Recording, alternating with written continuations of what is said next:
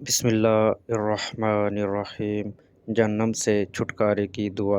فضیلت: حضرت حارث رضی اللہ تعالی عنہ سے روایت ہے کہ آپ صلی اللہ علیہ وآلہ وسلم نے میری طرف سرگوشی فرمائی اور فرمایا، جب تم نے یہ دعا مانگ لی اور اگر اس رات تمہارا انتقال ہوا تو تمہارے لیے آگ سے چھٹکارا لکھا جائے گا، اور جب تم نے فجر کی نماز پڑھ لو تب بھی یہی دعا مانگا کرو۔ اگر اس دن بھی تمہارا انتقال ہو گیا تو تمہارے لیے جہنم سے چھٹکارا لکھا جائے گا۔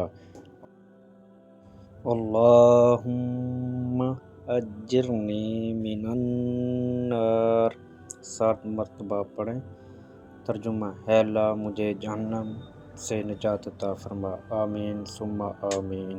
اگر آپ کو ہماری ویڈیو اچھی لگے چینل کو سبسکرائب کریں، بیل آئیکن کا بٹن دبائیں۔ شکریہ۔